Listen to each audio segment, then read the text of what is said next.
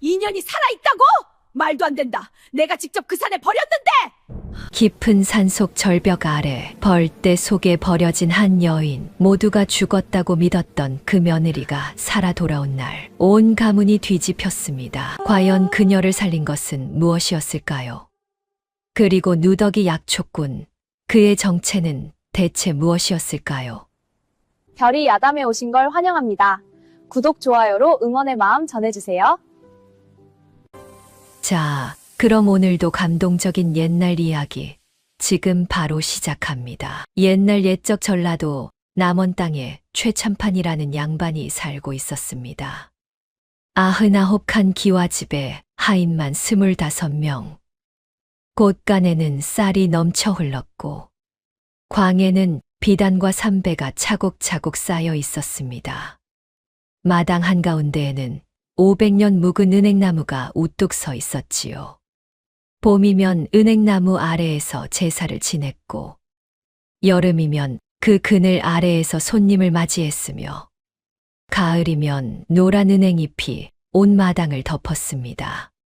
이 나무는 최씨 가문의 자랑이었습니다.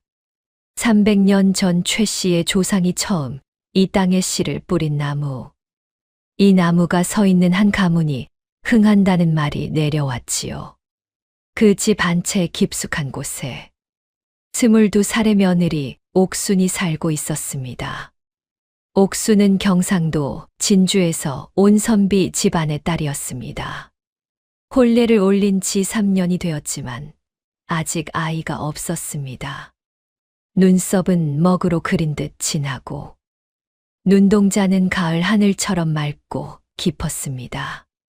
입술은 앵두처럼 붉었고 손끝은 세상에서 가장 고운 비단결 같았지요. 마을 사람들은 입을 모아 말했습니다. 최참판댁 며느리는 귀티가 줄줄 흘러 진주에서 온 처자라는데 어쩌면 저리도 고울까. 그러나 그 고운 얼굴에는 늘 그늘이 졌습니다. 아침마다 시어머니 최씨 마님의 호령이 안채를 흔들었고 옥수는 고개를 숙인 채 그 소리를 들었습니다. 이것이 옥순의 일상이었습니다. 고개를 숙이고 참고 또 참는 것. 동틀녘부터 일어나 부엌에서 불을 지폈습니다. 아침밥을 짓고 마당을 쓸고 빨래를 했습니다. 점심을 차리고 바느질을 하고 저녁을 지었습니다. 그 사이사이 마님의 심부름이 끊이지 않았습니다. 그러나 이 이야기는 그 참음이 끝나는 날에 관한 것입니다. 그 참음이 끝나고 전혀 다른 삶이 시작되는 날에 관한 것입니다. 혼례를 올린 첫 해 봄이었습니다. 벚꽃이 지고 개나리가 한창이던 오후였지요. 옥순이 처음으로 시아버지 최참판 어른과 단둘이 마주친 날이었습니다. 최참판은 사랑채 마루에 앉아 책을 읽고 있었습니다. 나이는 60 언저리. 수염이 희끗희끗했고 눈빛은 깊고 온화했습니다. 집안에서 마님의 위세가 하늘을 찌를 때도 이 어른만큼은 항상 조용히 책을 읽고 계셨지요. 옥순이 차를 올리려 들어서자 어른은 조용히 책을 덮으며 말씀하셨습니다. 옥순아, 예, 아버님. 거기 앉아라. 옥순은 조심스럽게 마루 끝에 앉았습니다. 최참판은 멀리 마당을 바라보았습니다. 500년 묵은 은행나무에 새잎이 돋아나고 있었습니다. 사람의 가치는 무엇으로 정해진다고 생각하느냐? 뜬금없는 질문이었습니다. 옥순은 잠시 생각하다 고개를 숙였습니다. 가문과 신분이 아니겠사옵니까? 아버님. 최참판은 짧게 웃었습니다. 기쁜 웃음이 아니었습니다. 무언가를 안타까워하는 웃음이었지요. 허허. 그렇게 생각하는 자는 언젠가 반드시 후회하는 날이 온다. 어떤 후회이옵니까, 아버님? 참판은 잠시 말을 멈추었습니다. 사람은 죽을 때가 되어서야 비로소 알게 된다. 평생 가문을 지킨다며 쌓아온 것들이 실은 아무 가치가 없었다는 것을. 그리고 정작 중요한 것은 옆에 있던 사람의 마음이었다는 것을. 어른은 다시 은행나무를 바라보았습니다. 저 나무를 봐라. 500년을 여기 서 있지. 폭풍이 와도 가뭄이 와도 눈이 와도 쓰러지지 않는 이유가 뭔지 아느냐? 모르겠사옵니다. 뿌리 때문이다. 눈에 보이지 않는 뿌리. 사람도 마찬가지란다. 눈에 보이는 가문이나 재산이 아니라 눈에 보이지 않는 마음의 뿌리가 깊어야 흔들리지 않는다. 어른은 그 말만 남기고 다시 책을 펼쳤습니다. 옥수는 차를 올려두고 조용히 물러났습니다. 봄바람이 불었습니다. 은행나무 새잎들이 살랑살랑 흔들렸습니다. 그 말의 뜻을 그때의 옥수는 알지 못했습니다. 사람의 가치는 가문이 아니라 살아가는 방식에 있다는 것. 눈에 보이는 것이 아니라 눈에 보이지 않는 마음이 진짜라는 것. 그 뜻을 깨닫기까지 옥순에게는 긴 세월과 깊은 고통이 필요했습니다. 최참판댁은 남원에서 손꼽히는 명문가였습니다. 3대에 걸쳐 벼슬을 지냈고 논밭이 3고을에 걸쳐 있었으며 소작인만 해도 100명이 넘었습니다. 가을 추수철이면 곳간 문을 여는 소리가 새벽부터 들렸고 한 해 세금만 해도 웬만한 고을의 한 달치와 맞먹었습니다. 그 집의 안주인은 최씨 마님이었습니다. 나이는 52. 눈빛이 매서웠고 목소리는 칼날 같았습니다. 아침마다 하인들을 불러 세워 전날 일을 추궁했고 조금이라도 마음에 들지 않으면 다듬이돌만 한 목소리로 호통을 쳤습니다. 마을 사람들 사이에서는 이런 말이 돌았습니다. 최씨 마님 앞에서는 바위도 오그라든다. 그 집 하인들은 2년을 못 버틴다더라. 그런 마님에게는 아들이 하나 있었습니다. 외아들 철수, 25살. 얼굴은 반반했으나 기운이 없고 몸이 허약했습니다. 어릴 때부터 어머니의 손에서 자라 독립심이 없었고 과거 시험에 2번 낙방한 뒤로는 책도 멀리했습니다. 하루 종일 사랑채에 누워 빈둥거리거나 마을 장터에 나가 쓸데없이 돈을 쓰다 오는 것이 일이었지요. 마님은 그 아들을 세상에서 가장 귀하게 여겼습니다. 우리 철수는 원래 뛰어난 사람이야. 아직 때가 오지 않은 것뿐이지. 제대로 된 기회가 생기면 반드시 빛을 발할 것이야. 그렇게 믿었습니다. 아니, 그렇게 믿고 싶었지요. 외면하고 싶은 현실을 믿음으로 덮어두는 것이었습니다. 그리고 아들이 아이를 낳지 못하는 것도 전부 며느리 탓으로 돌렸습니다. 전연이 문제야. 전연이 들어온 뒤로 집안에 기운이 빠졌어. 우리 철수 몸도 전연 때문에 더 약해진 것이야. 마님의 구박은 옥순이 혼례를 올린 첫날부터 시작되었습니다.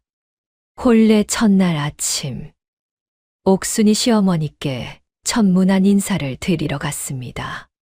단정히 차려입고 깊이 절을 올렸지요. 어머님, 처음 뵙습니다. 잘 부탁드립니다. 마님은 옥순을 위아래로 훑어보았습니다. 진주에서 왔다고. 진주 선비 집안이면 뭐가 다를 줄 알았더니 별것 없구만. 손이 작은 것 좀 봐. 일은 제대로 하겠어. 그것이 시작이었습니다. 밥을 이렇게 퍼줘. 쌀 아까운 줄도 모르고. 바느질이 이게 뭐야. 손이 10개냐 2개냐. 걷는 꼴 좀 봐. 양반집 며느리가 저래도 되는 거야? 목소리가 왜 저래?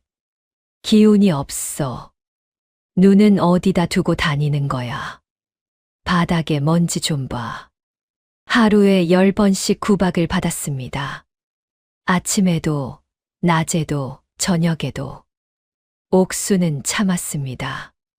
입술을 꽉 깨물고 참았습니다.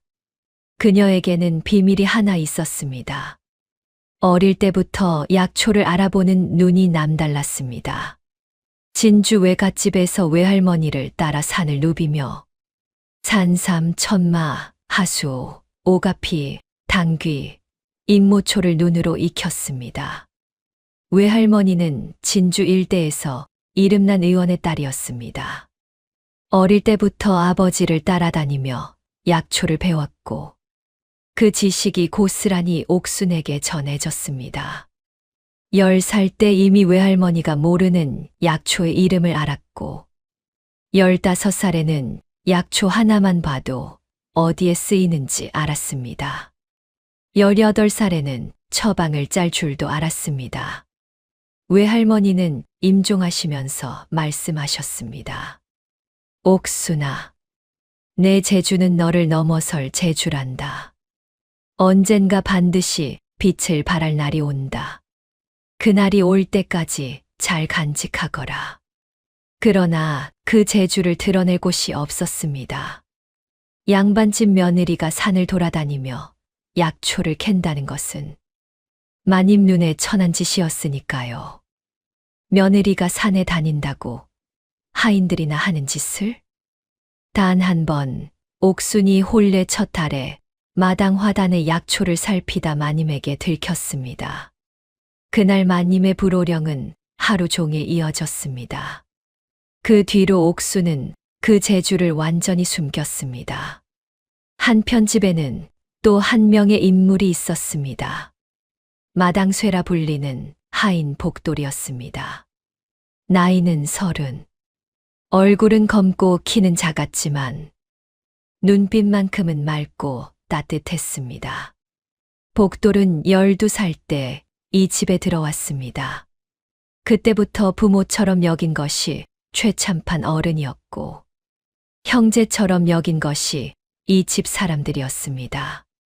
그 중에서도 옥순이 들어온 뒤로 복돌은 무언가 가슴이 불편해졌습니다. 착한 사람이 까닭 없이 구박받는 것을 보는 것. 그것은 복돌에게 침을 삼키듯 불편한 일이었습니다. 복돌은 옥순을 늘 측은히 여겼습니다. 드러내놓고 도울 수는 없었습니다. 마님의 눈이 무서웠으니까요. 그러나 마님이 없는 틈을 타. 마님이 또 구박하셨습니까? 하고 몰래 물어보는 것이 전부였지만 그 한마디가 옥순에게는 큰 위로였습니다. 괜찮다, 복돌아. 나는 괜찮다. 옥순이 그렇게 말할 때마다 복돌은 눈을 내리깔았습니다. 괜찮지 않다는 것을 알면서도 아무것도 할 수 없는 자신이 답답했지요. 그리고 마을에는 이상한 소문이 하나 돌았습니다. 남쪽 산자락 너머 깊은 골짜기에 혼자 사는 약초꾼이 있다는 것.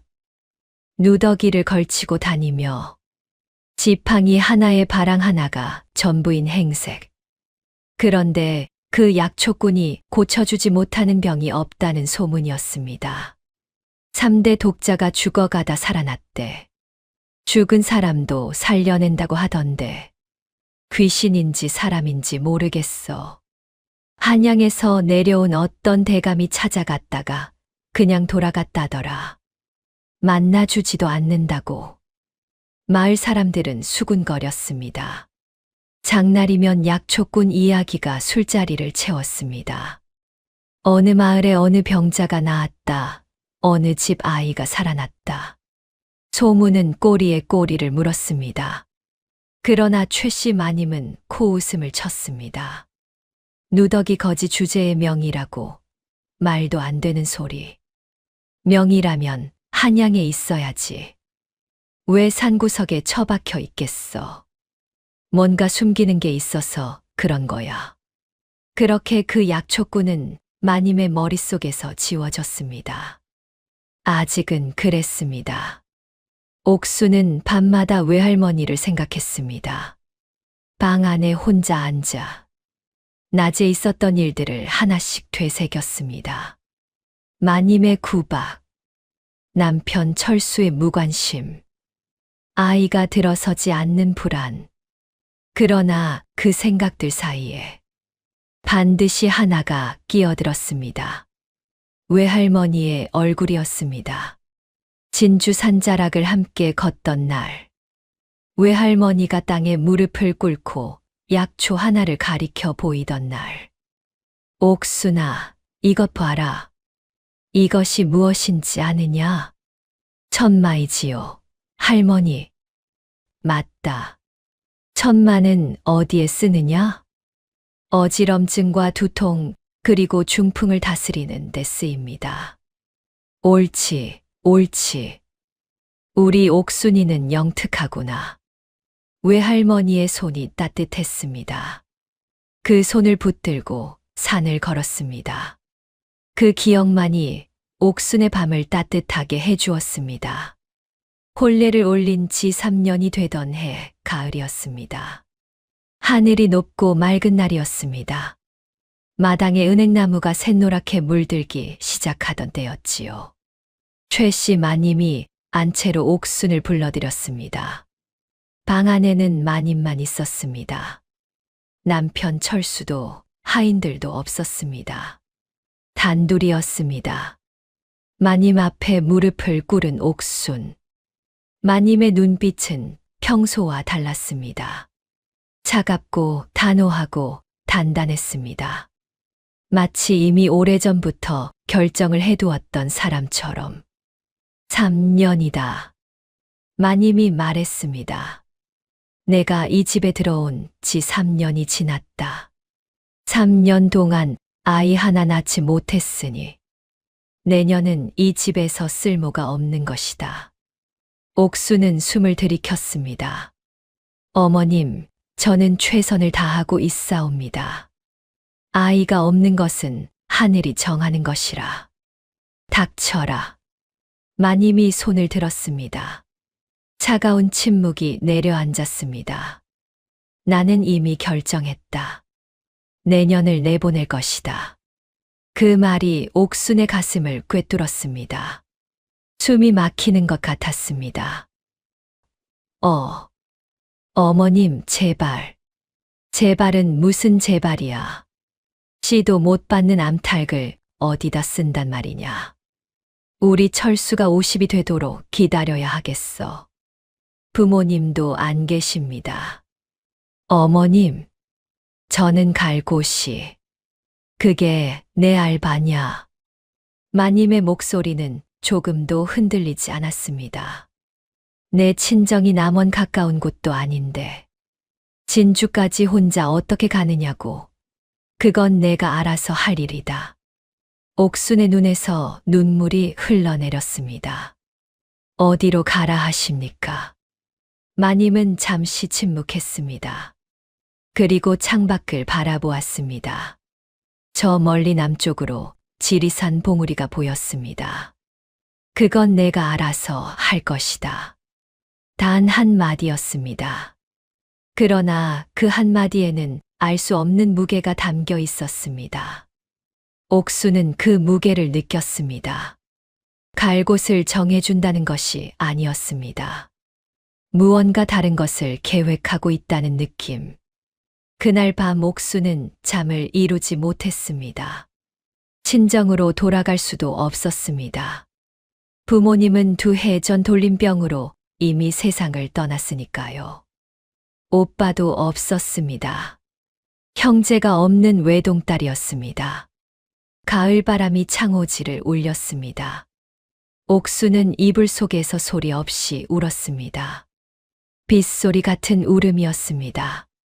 소리도 없이, 흔적도 없이. 다음 날 아침이었습니다. 동이 트기 전 복돌이 몰래 옥순의 방문 앞에 왔습니다. 아씨, 저 복돌이 옵니다. 옥순이 문을 열었습니다. 눈이 부어 있었습니다. 그러나 목소리는 담담했습니다. 복돌은 주위를 살피고는 낮게 속삭였습니다. 어젯밤에 마님이 하인들한테 명을 내리셨습니다. 무슨 명을? 복돌은 입술을 깨물었습니다. 무언가 말하기 어려운 것을 말해야 하는 사람의 표정이었습니다. 사흘 후 아씨를 산으로 데려가라고 하셨습니다. 옥순의 얼굴이 굳었습니다. 산으로? 예. 남쪽 지리산 골짜기 깊은 곳에 벌떼 바위라는 곳이 있습니다. 그 근처에 두고 오라고 하셨습니다. 벌떼 바위. 그 이름만으로도 등골이 오싹해졌습니다. 남원 일대에서 모르는 사람이 없는 곳이었습니다. 봄, 여름이면 수만 마리의 벌떼가 들끓는 곳. 바위 틈 사이사이에 벌집이 다닥다닥 붙어 있어 봄철 꽃이 피면 버리검은 구름처럼 퍼진다는 곳. 사람이 들어가면 쏘여서 죽는다는 소문이 바다했습니다. 실제로 몇 해 전 나무꾼 하나가 들어갔다가 1년이 지나도록 뼈조각만 발견되었다는 이야기가 돌았지요. 복돌의 눈이 붉어졌습니다. 아씨, 피하셔야 합니다. 지금 당장 이 집을 나가셔야 합니다. 옥수는 한참을 침묵했습니다. 벌떼 바위. 죽으러 가라는 것이었습니다. 쫓아내는 것이 아니라 죽이려는 것이었습니다. 어디로 가란 말이냐, 복돌아. 부모님도 안 계신데. 그래도 여기 있다가는 간다고 해도 아무도 없는 이 몸이 어디를 간단 말이냐. 진주 외갓집도 외할머니가 돌아가신 뒤 다 흩어졌는데 이 한겨울에 혼자 어디를 가겠느냐. 가을이었지만 산에는 이미 찬 기운이 돌았습니다. 밤이면 서리가 내렸고 아침마다 무랑아리에 얇은 얼음이 얼었습니다. 옥순의 목소리에 체념이 배어 있었습니다. 복돌은 주먹을 꽉 쥐었습니다. 제가 도와드리겠습니다. 아씨를 멀리 피신시켜 드리겠습니다. 너까지 위험해진다. 상관없습니다. 복돌아. 아씨를 그 산에 두고 오라는 명을 저는 따를 수 없습니다. 마님이 아무리 시키셔도 이것만은. 두 사람은 한참을 마주 보았습니다. 새벽 공기가 차가웠습니다. 마당 어딘가에서 닭이 울었습니다. 곧 안채에서 불이 켜지고 하루가 시작될 시간이었습니다. 그 사이에도 마님의 목소리는 안채 어딘가에서 울려 퍼졌습니다. 옥순아, 이리 나와서 마당 쓸어라. 옥순은 눈물을 닦고 일어섰습니다. 나는 아직 이 집 며느리다. 도망치지 않겠다. 복돌이 눈을 크게 떴습니다. 그럼 어쩌시렵니까? 어쩔 수 없다면 어쩔 수 없는 것이다. 그러나 옥순의 눈빛은 체념이 아니었습니다. 무언가를 결심한 눈빛이었습니다. 이를 악물고 싸우겠다는 눈빛이었습니다. 다만 어떻게 싸울 것인지는 아직 몰랐습니다. 그날 하루가 지나고 또 하루가 지났습니다. 옥수는 평소와 다름없이 일했습니다. 아침밥을 짓고 마당을 쓸고 빨래를 했습니다. 마님의 구박에도 고개를 숙이고 참았습니다. 그러나 밤이 되면 달랐습니다. 방 안에 홀로 앉아 외할머니에게서 배운 것들을 하나하나 떠올렸습니다. 지리산 골짜기. 그 이름을 들은 적이 있었습니다. 외할머니가 살아계실 때 이런 말씀을 하셨던 적이 있었지요. 옥수나 지리산은 약초의 보물창고란다. 이 세상에 있는 약초의 반은 지리산에 있다 해도 과언이 아니지. 하지만 사람이 함부로 들어가면 위험하다. 깊은 골짜기에는 벌떼가 있고 독사가 있고 날짐승이 있으니. 그러면 어떻게 해야 해요, 할머니? 알아야지. 알면 두렵지 않다. 벌떼를 피하는 법, 독초를 피하는 법, 방향을 잃지 않는 법. 이것들을 알면 그 산은 더 이상 무서운 곳이 아니란다. 옥수는 그 말씀들을 하나하나 떠올렸습니다. 벌떼를 피하는 데는 박하. 벌은 강한 향을 싫어하기 때문에 몸에 박하 잎을 문지르면 된다. 독사는 진동을 싫어하니 지팡이로 땅을 두드리며 걸어라. 방향을 잃었을 때는 물길을 따라 내려가면 마을이 나온다. 그 말씀들이 생생하게 되살아났습니다. 그 산에 가게 된다면 옥수는 혼자 중얼거렸습니다. 살아서 나와야 한다. 두 번째 밤이었습니다. 옥수는 속저고리 깊숙이 작은 주머니 하나를 꿰매 달았습니다. 외할머니에게 받은 약주머니였습니다. 말린 박하 잎이 가득 든 주머니. 이것이 전부였습니다. 이것 하나를 믿고 그 산에 들어가야 했습니다. 두려웠습니다. 온몸이 떨렸습니다. 그러나 손은 멈추지 않았습니다. 살아야 한다. 반드시 살아야 한다. 옥수는 작은 목소리로 스스로에게 말했습니다. 사흘째 되던 날 새벽, 복돌이 다시 왔습니다. 아씨, 오늘입니다. 복돌의 눈이 붉어졌습니다.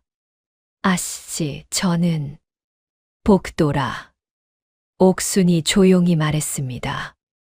내가 나를 걱정해준 것만으로도 충분하다. 고맙다. 복돌은 눈물을 참으려 입술을 깨물었습니다. 그러다 조용히 말했습니다. 아씨, 꼭 살아서 돌아오십시오. 제가 여기서 기다리겠습니다. 그래, 복돌아. 그래. 사흘째 되던 날, 이른 아침이었습니다. 하인 둘이 옥순의 방문 앞에 섰습니다. 아씨, 나오십시오. 옥순은 이미 준비가 되어 있었습니다. 가장 튼튼한 버선에 발을 꽁꽁 묶었고 속저고리 깊숙이 박하 주머니를 단단히 매달았습니다. 머리는 흐트러지지 않게 꼭 여몄습니다. 마당으로 나오자 마님이 서 있었습니다. 이른 새벽의 마당은 서리가 하얗게 내려 있었습니다. 500년 묵은 은행나무가 차가운 공기 속에 서 있었고 노란 은행잎이 서리 위에 떨어져 있었습니다. 마님은 두꺼운 솜장옷을 걸치고 있었습니다.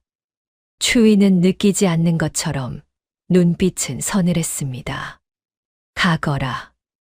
옥수는 마님을 똑바로 바라보았습니다. 어머님. 왜? 저는 반드시 돌아오겠습니다. 마님의 눈썹이 올라갔습니다. 짧은 비웃음이었습니다.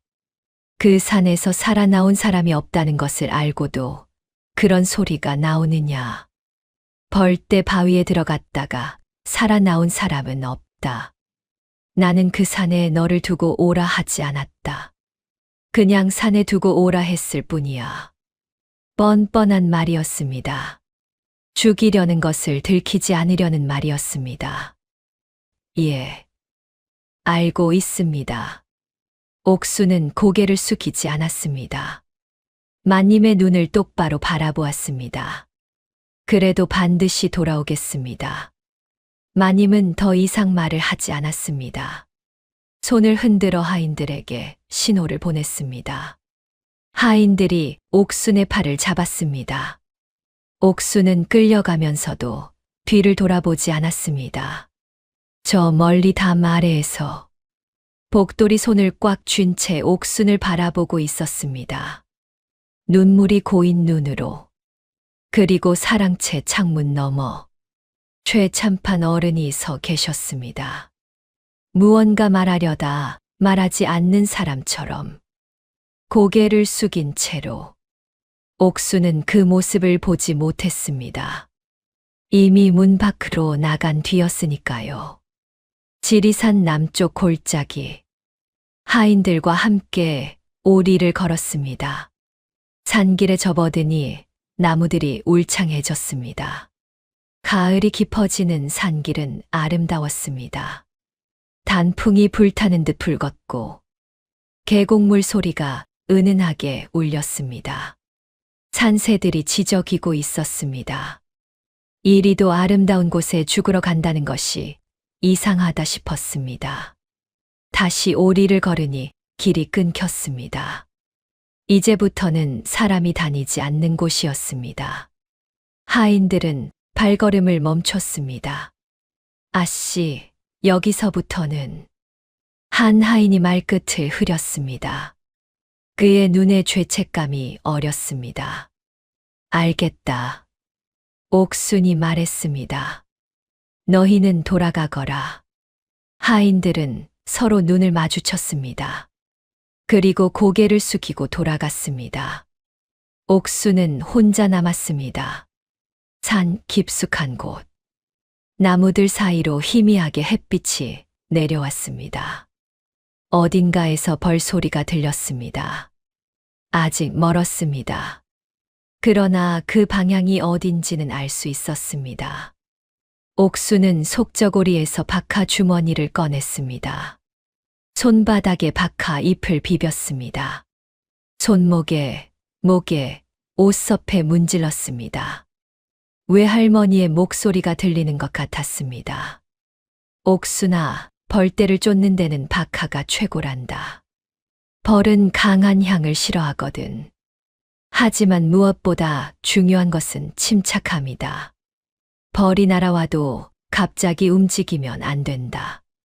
천천히, 아주 천천히. 예, 할머니. 두렵지 않느냐? 두렵습니다. 하지만, 할머니가 가르쳐 주셨으니까요. 외할머니의 목소리가 웃었습니다. 따뜻한 웃음이었습니다. 옥수는 천천히 걷기 시작했습니다. 낮게, 조용히, 차분하게. 벌떼 바위. 거대한 화강암 절벽 아래. 죽은 나무들이 즐비한 곳이었습니다. 적막했습니다. 박하 향이 몸 전체를 감쌌습니다. 옥수는 숨을 죽이고 한 발 한 발 내딛었습니다. 어딘가에서 벌 몇 마리가 날아왔습니다. 옥수는 멈췄습니다. 미동도 하지 않았습니다. 벌들은 옥순 주위를 한 바퀴 빙 돌았습니다.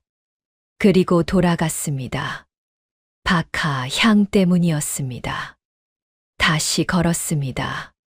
바위 옆을 피해 낮게 엎드리듯이 벌집이 있는 방향을 피해 돌아서 걸었습니다. 얼마나 걸었을까요? 해가 중천을 지날 무렵이었습니다. 다리가 더 이상 버텨주지 못할 즈음이었습니다.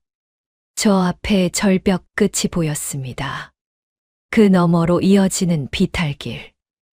옥수는 그 비탈을 내려가려 했습니다. 그런데 한 발이 미끄러졌습니다. 아! 서리가 내린 비탈이었습니다. 발이 돌부리에 걸렸습니다. 몸이 굴렀습니다.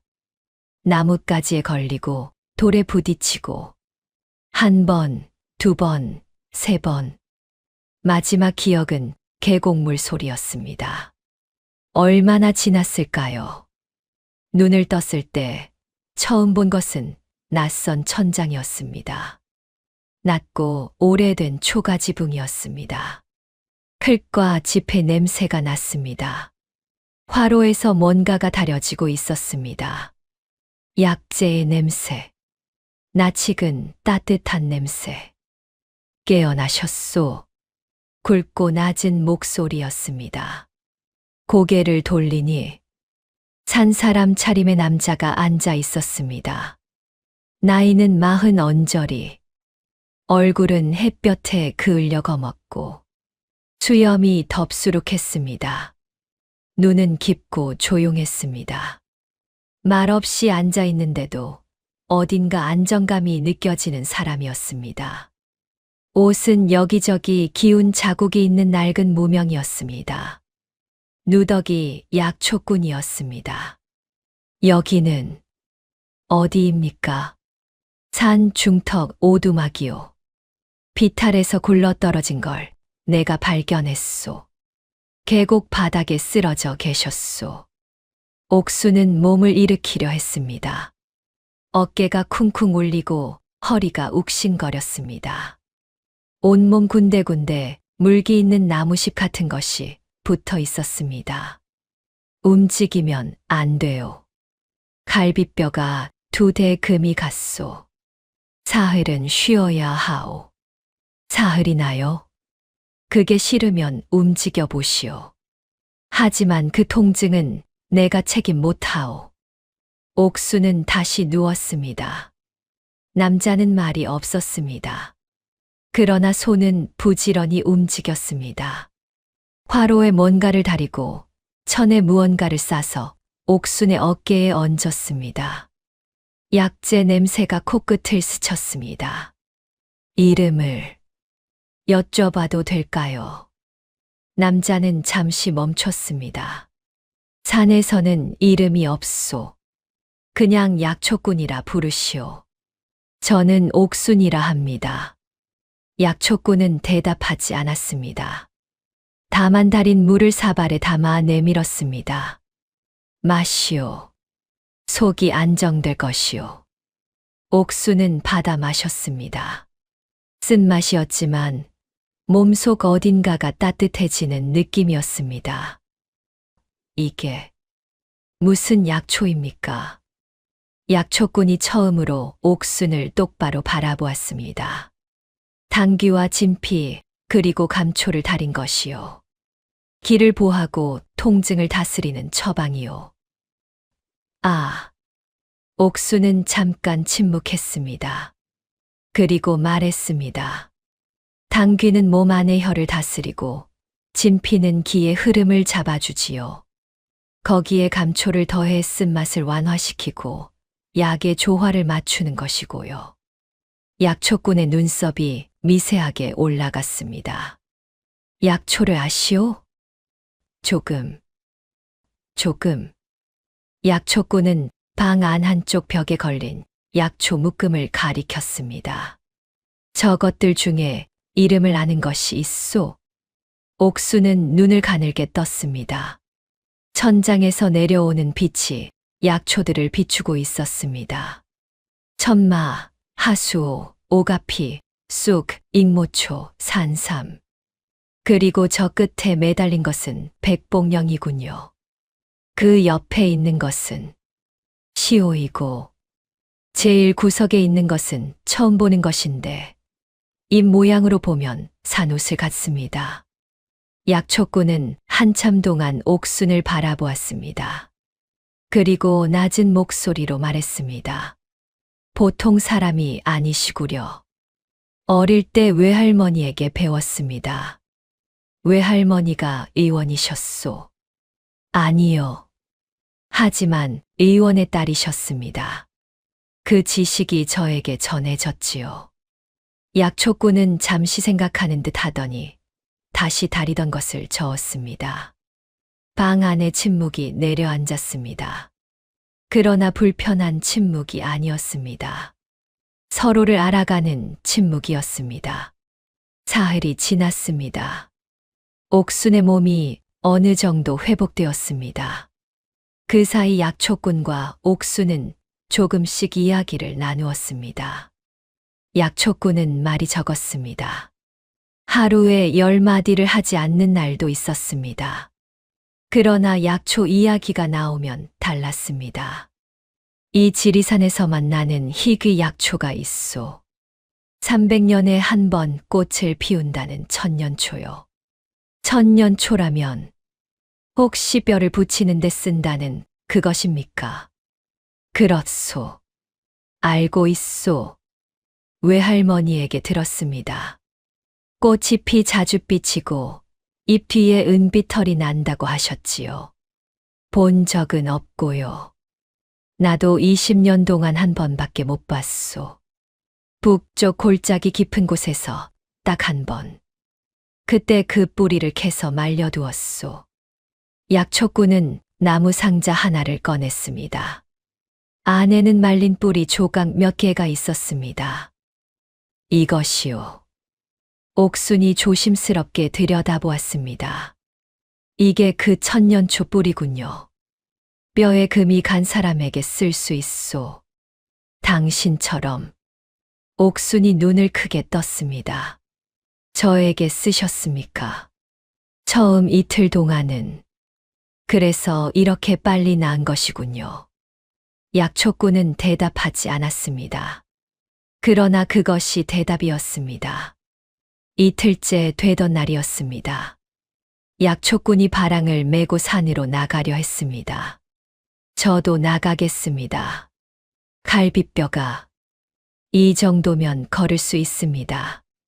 그리고 옥수는 잠시 망설이다 말했습니다. 저는 이 산을 나가도 돌아갈 곳이 없습니다. 여기서 도움이 되고 싶습니다. 약초꾼은 잠시 옥순을 바라보더니 말했습니다. 따라오시오. 하지만 무리하면 안 돼요. 산길을 걷는 것은 오랜만이었습니다.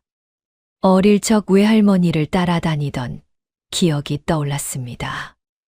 옥수는 자신도 모르게 눈이 빨라졌습니다. 저기, 저 바위 아래에 잉모초가 보입니다. 약초꾼이 멈췄습니다. 바라보니 옥순의 말이 맞았습니다. 눈에 잘 띄지 않는 곳이었습니다. 어떻게 그걸 봤소? 잎 모양이 조금 달랐습니다.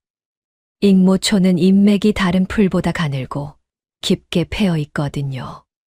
그리고 줄기 아래쪽에 자줏빛이 돌고요. 약초꾼은 말없이 그 잉모초를 캤습니다. 그리고 다시 걸었습니다. 5리쯤 걸었을 때였습니다. 저기, 저 소나무 뒤에 옥순이 발걸음을 멈추었습니다. 저게 산삼이 아닌가요? 약초꾼이 눈을 가늘게 떴습니다. 걸어가서 살폈습니다. 잎이 5장. 줄기가 가늘고 곧았습니다. 땅에서 아주 조심스럽게 흙을 걷어내자 하얀 뿌리가 드러났습니다. 5년 된 산삼이요. 그렇죠. 줄기가 저렇게 곧은 건 5년은 된 것이라고 하셨거든요. 약초꾼이 처음으로 옥순을 향해 고개를 끄덕였습니다. 그날 하루 동안 옥순이 발견한 약초는 15가지였습니다. 약초꾼이 알던 것도 있었고 처음 보는 것도 있었습니다. 해가 질 무렵 오두막으로 돌아오는 길이었습니다. 단풍이 저녁 빛에 타오르는 것처럼 불었습니다. 약초꾼이 불쑥 말했습니다.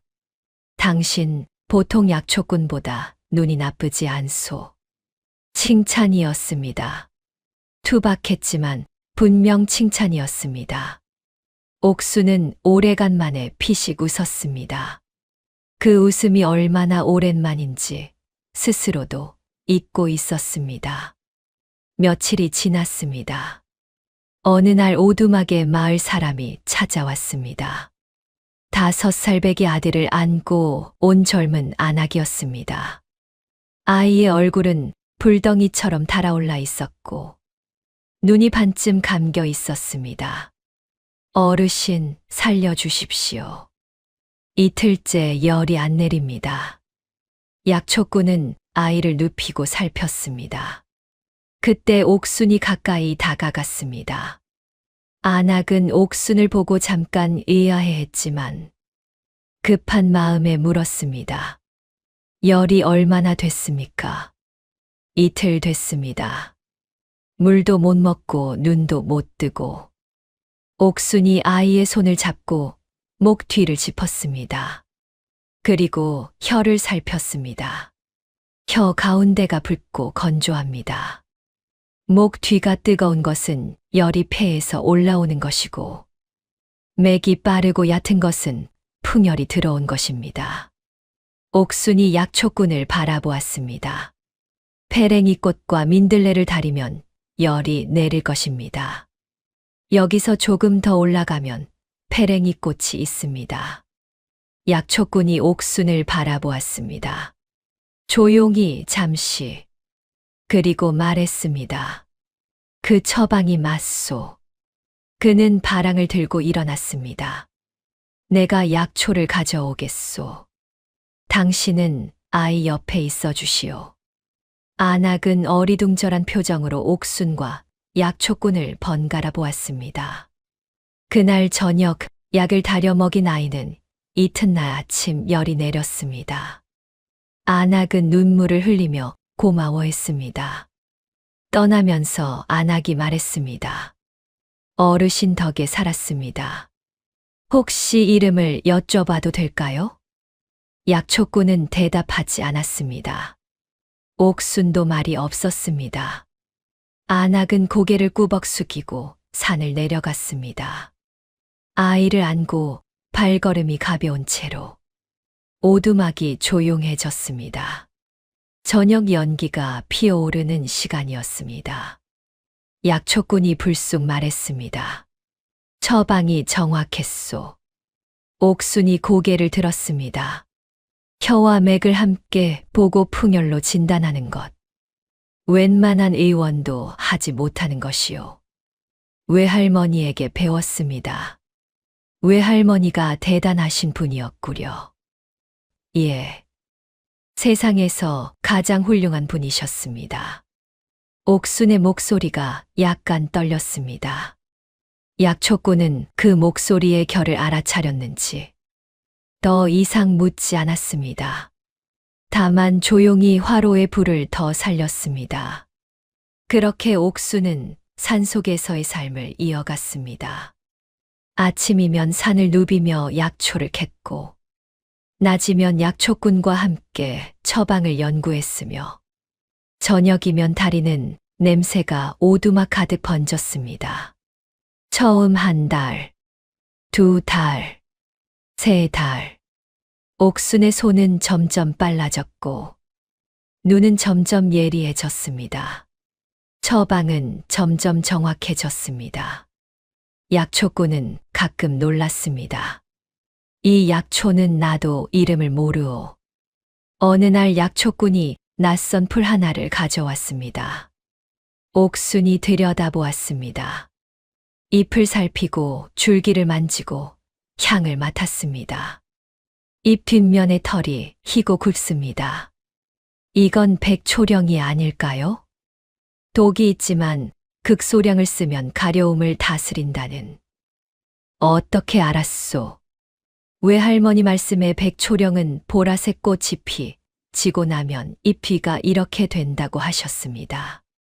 그리고 줄기를 부러뜨리면 희미하게 쓴 향이 난다고요. 옥순이 줄기를 조심스럽게 꺾었습니다. 희미하고 쓴 향이 났습니다. 약초꾼은 조용히 고개를 끄덕였습니다. 당신의 외할머니는 훌륭한 분이셨겠소. 옥순의 눈에 눈물이 고였습니다. 예. 세상에서 가장 훌륭한 분이셨습니다. 약초꾼은 그 눈물을 못 본 척 바랑을 챙겼습니다.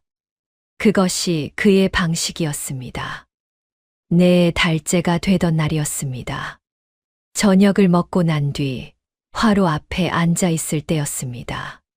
창밖에는 눈이 내리고 있었습니다. 약초꾼이 말을 꺼냈습니다. 당신에게 말하지 않은 것이 있소. 예. 이 산을 내려가면 나를 찾는 사람들이 있소. 나는 원래 이 산 사람이 아니오. 옥수는 조용히 기다렸습니다. 눈이 소복이 내리는 소리가 들렸습니다. 내 원래 이름은 박진이오. 원래는 한양의 의원 아들이었소. 아버지가 내 의원이셨지. 나도 의술을 배워 23세 의원이 되었소. 그런데 왜 23세 한 가지 실수를 했소. 처방을 잘못 내렸소. 약초의 용량을 착각한 것이요. 그 환자는 살지 못했소. 박진은 잠시 눈을 감았습니다. 그 뒤로 나는 한양을 떠났소. 도망치듯이. 그 죄가 평생 나를 따라다니는 것 같아서. 아무도 모르는 곳에서 속죄하고 싶었소. 그래서 이 산에 도움이 필요한 사람이 오면 도울 수 있도록. 그렇게 20년이 지났소. 옥수는 그 말의 무게를 느꼈습니다. 20년. 혼자서 이 산에서. 선생님. 처음으로 그 호칭을 썼습니다. 그런데 왜 저에게 이런 말씀을? 박진은 옥순을 바라보았습니다. 당신은 이 산을 나가야 하오. 당신의 재주는 이 오두막에 가둬둘 재주가 아니오. 저는 알고 있소. 돌아갈 곳이 없다고 했지요. 하지만 당신이 있어야 할 곳은 반드시 있소. 베푼 것은 반드시 돌아오는 법이요. 하늘은 다 보고 있으니까. 눈이 더 굵어졌습니다. 오두막 지붕에 눈이 쌓이는 소리가 났습니다. 하지만 선생님도 마찬가지 아니겠습니까? 예. 선생님도 이 산을 나가야 하지 않겠습니까? 20년이면 충분히 속죄하셨습니다. 박진은 오랫동안 아무 말도 하지 않았습니다. 눈 내리는 밤이 깊어갔습니다. 산에 온 지 5달째였습니다. 겨울이 깊어갔습니다. 산속의 겨울은 혹독했습니다. 눈이 허리까지 쌓이는 날도 있었습니다. 그러나 오두막 안은 따뜻했습니다. 화로에는 불이 꺼지지 않았고 저녁이면 약초 다리는 냄새가 가득했습니다. 마을 사람들이 하나둘 오두막을 찾아오기 시작했습니다. 처음에는 가까운 마을 사람들이었습니다. 조심스럽게 혹시나 하는 마음으로 아이를 안고 오는 어머니, 허리가 아프다는 농부, 산에서 다쳐 절뚝이는 나무꾼, 옥순과 박진이 번갈아 가며 살폈습니다. 대개는 옥순이 먼저 진단을 내리고 박진이 확인하는 시기였습니다. 처음에는 박진이 고쳐주기도 했습니다. 그러나 시간이 지나면서 박진의 말이 줄었습니다. 옥순의 진단이 틀리지 않았기 때문이었지요. 어느 겨울날이었습니다. 나이 지긋한 할머니가 아들에게 엎혀왔습니다. 명치가 막힌다고 하십니다. 사흘째 드시지도 못하고요. 옥순이 할머니의 손목을 잡았습니다. 명치가 막히면서 트림이 나오십니까? 예, 그렇습니다. 가슴 아래 누르면 아프십니까? 할머니가 고개를 끄덕였습니다. 기가 내려가지 않고 위로만 올라오는 것입니다. 바나와 생강을 다리면 풀릴 것입니다. 박진이 옆에서 조용히 듣다가 말했습니다. 거기에 진피를 한 줌 더 넣으시오. 기의 순환을 도울 것이오. 아, 그렇군요. 이틀 뒤 할머니의 아들이 다시 왔습니다. 어머니가 밥을 드시기 시작했습니다. 감사합니다. 봄이 왔습니다. 눈이 녹고 산에 새풀이 돋기 시작했습니다. 오두막 주변에도 이름 모를 꽃들이 하나씩 피었습니다. 옥수는 매일 아침 산에 올랐습니다. 봄철 약초는 아침 이슬이 마르기 전에 캐는 것이 좋았습니다. 새벽빛이 산을 물들이는 시간. 옥순의 손은 빠르고 정확하게 움직였습니다. 저기 저것이 보이십니까? 어느 날 아침 박진이 물었습니다. 저 멀리 바위 틈에 작은 풀 하나가 보였습니다. 옥순이 눈을 가늘게 떴습니다. 줄기가 가늘고 뻣뻣합니다. 잎이 좁고 긴 것이 석창포 같습니다. 맞소. 석창포는 정신을 맑게 하고 귀와 눈을 밝히는 데 쓰이지요. 그 바위 아래에 석창포가 자라는 이유가 뭔지 알겠소? 옥순이 생각했습니다. 바위 아래에는 겨울에도 따뜻한 물기가 있습니다. 그리고 저 바위는 북쪽을 등지고 있어서 직사광선을 피할 수 있고요. 박진이 조용히 웃었습니다. 옥순이 박진의 웃음을 본 것은 그날이 처음이었습니다. 짧고 조용한 웃음이었지만 그 웃음이 얼마나 오래 숨겨져 있었는지 느껴졌습니다. 여름이 왔습니다. 찾아오는 사람이 더 많아졌습니다. 소문이 퍼진 것이었습니다. 지리산 남쪽 골짜기에 약초꾼과 여의원이 있다는 것. 고치지 못하는 병이 없다는 것. 먼 마을에서도 사람들이 왔습니다. 어떤 날은 하루에 10명이 넘게 찾아왔습니다. 옥수는 지치지 않았습니다. 아니, 지쳤지만 멈추지 않았습니다. 사람을 살리는 일이 이토록 보람차다는 것을 처음 알았습니다. 최 씨 집안에서 하루 종일 마당을 쓸고 빨래를 하던 날들과 이 산에서 사람을 고치는 날들. 두 삶은 달랐습니다. 그 차이를 옥수는 온몸으로 느꼈습니다. 어느 날이었습니다. 한 남자가 아이를 업고 헐레벌떡 달려왔습니다. 살려주십시오. 아이가 뱀에 물렸습니다. 7살쯤 되어 보이는 아이. 발목이 부어오르고 있었습니다. 얼굴은 이미 창백해졌고 숨이 가빴습니다. 옥순이 달려들었습니다. 어떤 뱀입니까? 까맣고 빨간 줄무늬가 있었습니다. 살모사입니다. 옥순이 박진을 바라보았습니다. 웅황이 있습니까?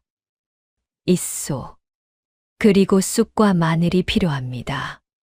두 사람이 분주하게 움직였습니다. 박진이 약재를 다리는 동안 옥수는 아이의 물린 자리를 살폈습니다. 이빨 자국 2개. 주변이 이미 보랏빛으로 변하고 있었습니다. 빨리 독을 빼야 합니다.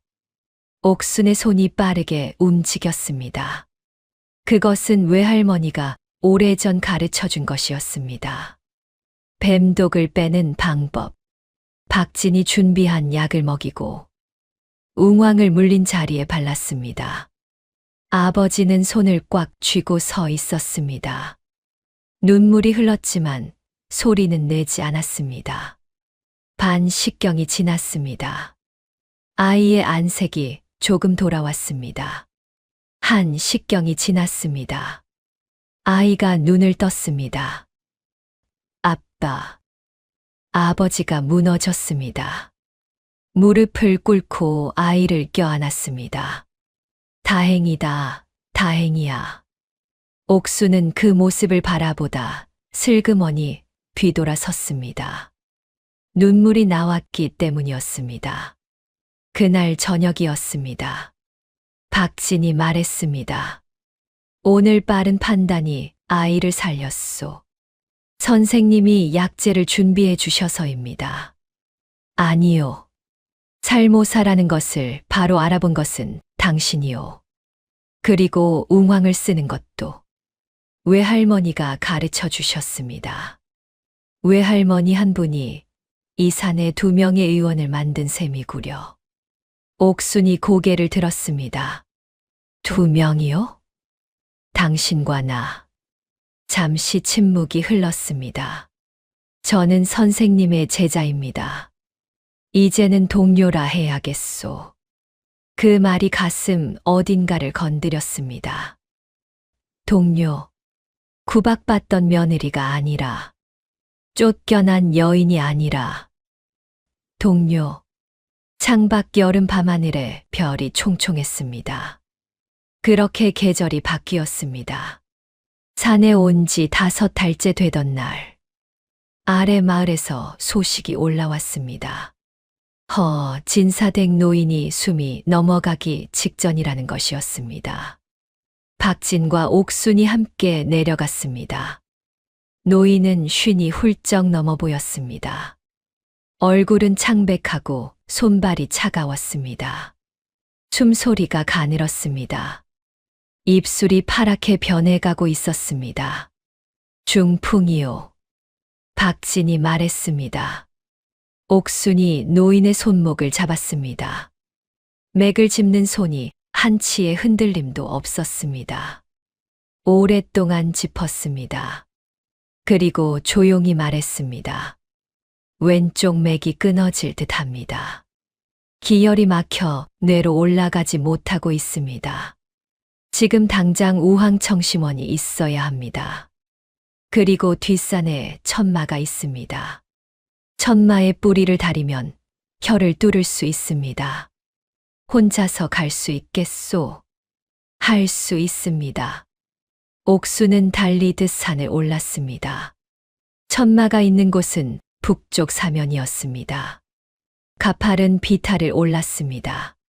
숨이 차올랐습니다. 다리가 떨렸습니다. 그러나 멈추지 않았습니다. 천마를 찾았습니다.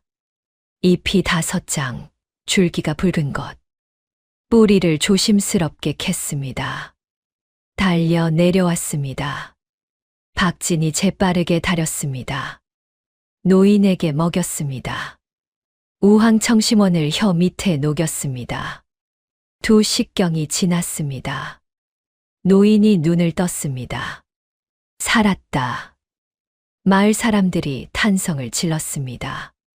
노인의 아들 허 진사가 2 사람 앞에 무릎을 꿇었습니다. 살려주셔서 감사합니다. 은인이십니다. 이 은혜는 절대 잊지 않겠습니다. 옥수는 그날 처음으로 자신의 힘으로 사람을 살렸다고 느꼈습니다. 집으로 돌아오는 산길이었습니다. 별이 총총한 밤이었습니다. 박진이 말했습니다. 잘 하셨소. 선생님이 가르쳐 주신 덕분입니다. 아니요. 저 천마를 알아보고 달려간 것은 당신이요. 옥수는 하늘을 올려다보았습니다. 오랜만에 마음이 따뜻했습니다. 그것은 승리였습니다. 조용하고 작은 승리. 그러나 아직 진짜 시련은 오지 않았습니다. 가을이 다시 왔습니다. 산에 온 지 꼭 1년이 되었습니다. 옥수는 매일 아침 오두막 문을 열면서 생각했습니다. 1년 전 이 문을 처음 열었을 때 나는 죽은 사람이었다. 이제 나는 살아있다. 그것만으로도 충분하지 않을까. 그러나 한편으로는 알고 있었습니다. 이 산이 전부가 아니라는 것을. 더 많은 사람이 더 넓은 곳에 있다는 것을. 그날도 마을에서 사람이 올라왔습니다. 이번에는 한 노파였습니다. 허리가 굽어 지팡이에 의지하고 있었고 그 옆에는 손자로 보이는 어린 남자아이가 있었습니다. 어르신, 이 아이가 보름째 밥을 못 먹습니다. 아이는 9살쯤 되어 보였습니다. 얼굴이 노랗고 눈 아래가 거뭇했습니다. 옥순이 아이를 살폈습니다. 배가 아프냐? 아이가 고개를 끄덕였습니다. 어느 쪽이 더 아프냐? 왼쪽이요. 옥순이 손으로 아이의 배를 조심스럽게 눌렀습니다. 아. 왼쪽 아래를 누르자 아이가 소리를 질렀습니다. 이것은 비위가 약해진 것이 아닙니다. 장 안에 기생충이 있는 것입니다. 박진이 눈을 가늘게 떴습니다. 어떻게 알았소? 왼쪽 아래 복통, 얼굴이 노랗고 눈 아래가 거뭇한 것. 그리고 보름째 밥을 못 먹는 것. 외할머니가 이 3가지가 함께 나타나면 기생충을 의심하라고 하셨습니다. 고방을 쓰시오. 그리고 석류 껍질을 함께. 예, 선생님. 2가지 약재를 다렸습니다. 사흘 뒤 노파가 다시 왔습니다. 아이가 나았습니다. 어젯밤에 벌레가 나왔습니다. 노파의 눈에 눈물이 고였습니다. 이 아이가 우리 집안의 마지막 손자입니다. 은인이십니다, 어르신. 그날 저녁 박진이 오랫동안 옥순을 바라보았습니다. 옥순 씨. 예, 선생님. 이제 내게서 더 배울 것이 없소. 옥순이 눈을 크게 떴습니다. 그게 무슨? 당신의 눈이 나보다 예리하오. 당신의 진단이 나보다 정확한 경우가 있소. 그것은 재능이오. 타고난 것이오. 선생님, 저는 아직 모르는 것이 많습니다. 모든 것을 아는 의원은 없소. 하지만 배움의 자세를 가진 의원은 평생 성장하오. 당신은 그 자세를 가졌소. 침묵이 흘렀습니다. 나에게 부탁이 있소. 무엇이든 말씀하십시오. 이 산을 나가면 의원으로 살아가시오. 당신이 고칠 수 있는 사람들이 이 산 밖에 더 많이 있소. 그 말이 옥순의 가슴을 건드렸습니다. 그것은 가짜 승리였습니다. 모든 것이 잘 풀리는 것처럼 느껴지는 그 순간. 그러나 진짜 시련은 아직 오지 않았습니다. 가을이 깊어지던 어느 날 저녁이었습니다. 오두막 문이 거칠게 열렸습니다. 낯선 사내 둘이 들어섰습니다. 무명 두루마기 차림이었지만 눈빛이 예사롭지 않았습니다. 덩치가 크고 팔뚝이 굵었습니다. 싸움을 잘하는 사람들의 체형이었습니다. 여기 여자 하나 숨겨두고 있지요? 박진이 조용히 일어섰습니다. 모르는 말이요. 남원 최참판댁에서 쫓겨난 며느리. 그 여자 여기 있지요? 가슴이 내려앉는 듯 했습니다. 옥수는 안쪽 방에서 그 목소리를 듣고 있었습니다. 그 여자가 살아있다는 소문이 마을에 퍼졌소. 마님께서 확인하라고 보내셨소. 박진은 움직이지 않았습니다. 이 산에 그런 사람 없소. 사내가 비웃었습니다. 이봐요, 약초꾼 양반. 당신 같은 산거지가 마님 댁을 거슬렀다가는 좋을 것이 없소. 여자만 내어주면 우리도 조용히 돌아갈 것이오. 없다고 했소. 사내가 오두막 안을 천천히 둘러보았습니다. 약초들이 걸린 벽, 화로, 그리고 안쪽에 닫힌 문. 저 방에는 뭐가 있소? 약재를 보관하는 곳이요. 사내가 걸음을 옮겼습니다. 박진이 앞을 막았습니다. 비켜요, 노인네. 이 산에 그런 사람 없다고 했소. 사내의 눈빛이 변했습니다. 당신이 감히. 그런데 그 순간이었습니다. 오두막 뒤편 창호지에 희미하게 사람 그림자가 비쳤습니다. 저기 있군. 사내 하나가 오두막 뒤로 달렸습니다. 옥수는 뒷문을 열고 어둠 속으로 뛰었습니다. 눈이 쌓인 비탈이었습니다. 발이 푹푹 빠졌습니다. 사내가 뒤따랐습니다. 거기서 옥수는 달렸습니다. 숲 속으로, 어둠 속으로. 나뭇가지가 얼굴을 핥히었습니다. 눈이 옷 속으로 파고들었습니다. 발이 미끄러졌습니다. 아, 눈 위에 쓰러졌습니다. 사내가 따라붙었습니다. 거의 손이 닿을 거리였습니다. 그런데 그 순간이었습니다. 어둠 속에서 박진이 나타났습니다. 산 속에서 20년을 살아온 사람의 발걸음. 발소리 없이 빠르게. 사내와 박진 사이에 짧은 몸싸움이 벌어졌습니다. 박진의 팔꿈치가 사내의 명치를 찔렀습니다. 사내가 눈 위에 쓰러졌습니다. 빨리. 박진이 옥순의 손을 잡았습니다. 두 사람은 어둠 속을 달렸습니다. 그날 밤 두 사람은 산의 더 깊은 곳에 있는 폐쇄된 오두막에서 밤을 보냈습니다. 오래전 어느 나무꾼이 쓰다 버린 곳이었습니다. 지붕에 구멍이 나 있었고 문이 삐걱거렸습니다. 불을 피울 수 없었습니다.